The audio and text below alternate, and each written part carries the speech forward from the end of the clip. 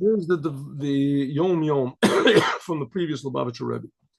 The Alter Rebbe explains in the Tanya, the third chapter of the Tanya, that there's three faculties of there's 10 aspects of the human soul, and that corresponds to 10 aspects of God. They're called sfirot, and the top three are intellect. Intellect is chachma, bina, adat. Chachma basically means consciousness or conception, conceiving, and bina means understanding, and dat means realization. Anyway, the three faculties of intellect and the 7 emotive powers come from the 10 supernal sfirot. Like I said, God's 10 aspects.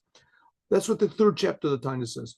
All this refers to the nefesh, ruach, and neshama, the 3 aspects of the soul, which are relevant to the body of man. But there's a power which is in every Jew, especially, and that's really what was given to us. Abraham began it, but it was implanted in every Jew at the giving of the Torah. That's called Mesirut Nefesh. Mesirut Nefesh means the readiness for self-sacrifice for God. Namely, that a Jew doesn't want or is able to be separate from God. This is an automatic thing. This is an essential thing. This comes from the essence of God himself. This transcends all the 10 sfirot. It's higher than Chachma.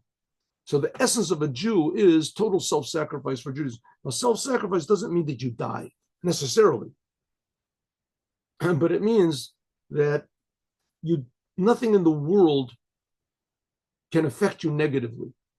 That was shown by Abraham when he took his son to sacrifice him. He had everything to lose. Abraham, he had everything to lose. It made absolutely no sense. It's one of the most shameful, embarrassing stories maybe in the history of mankind. Did you want to base a religion on someone who was willing to take his son and sacrifice him to God? What type of religion is that? And that's Judaism. Judaism is based on that. Not Abraham sacrificing himself. Abraham willing to sacrifice his son. What type of self-sacrifice is that? First of all, the self-sacrifice was that he had absolutely nothing to gain from it. Right? We can't say he sacrificed the son in order to go to heaven. That makes it I'm a monster. He wants to go to heaven, so he kills somebody else to go to heaven. And he was losing all of his future, and he would have had to live with this all of his life. But he didn't make all those calculations. Those are normal human considerations. Abraham only thought, God wants me to do it, I'm going to do it. I can't be separated from God.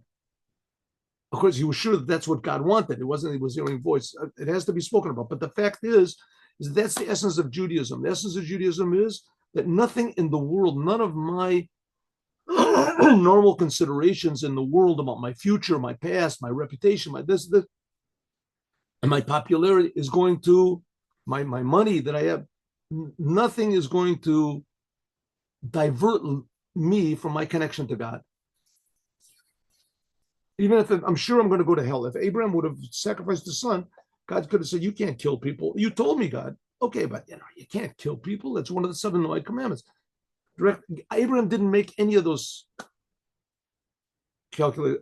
What's the sign that Abraham didn't? In the people of Sodom and Gomorrah, as Abraham prayed for them, and about a son, Abraham said, "Hey, if I do that, I'm going to go to hell. I'm going to wreck Judah." He didn't argue with God at all.